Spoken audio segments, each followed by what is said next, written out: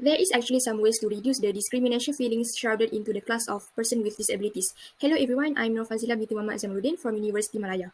I will be presenting my topic on discrimination of person with disabilities towards Kuala Lumpur, the study of PWDs, Accessibilities, Facilities Audit in Heritage Building. It is said that this class has been feeling stressed, has poor self-esteem and feeling uneasiness because of having fewer opportunity to live their daily routine due to the inaccessible built environment. Malaysia and Singapore are being left out in establishing a guideline to improve the accessibility in heritage environment. It was discovered that inaccessibility mainly caused from bad design, low capital and lack of regulation compliancy. From the article excerpt, 70% of tourist destinations are disabled friendly. All built environments must be provided with their PWDs guidelines, and heritage building is not an exception.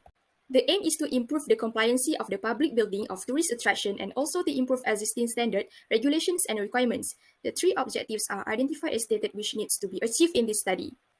Meanwhile, the literature review highlighted on how PWDs face the discrimination issue in the built environment context, their accessibility in public building, which is focusing in tourism in heritage building, the access audit conduct for their facilities, which is obligate to refer to legislation guidelines in achieving sustainable tourism.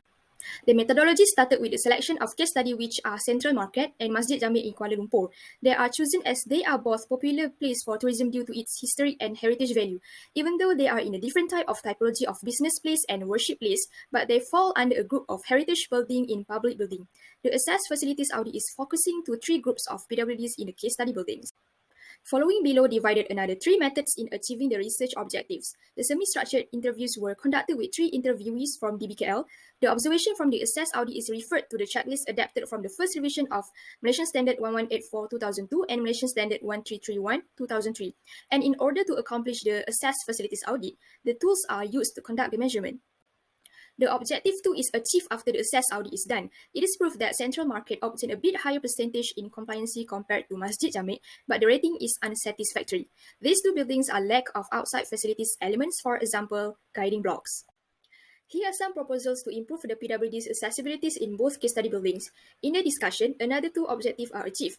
The interview session is conducted with three representatives from DBKL.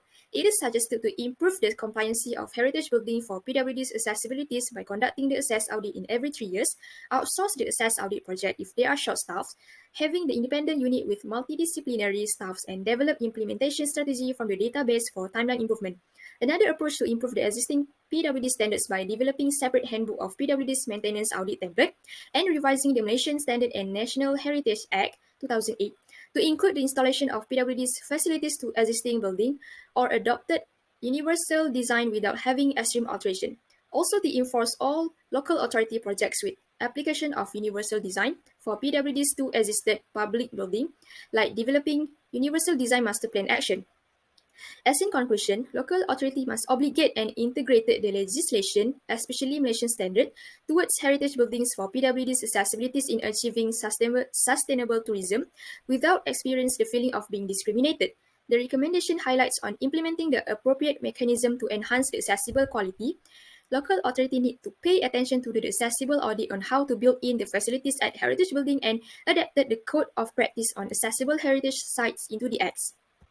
That's all for my presentation. Thank you for lending me your attention.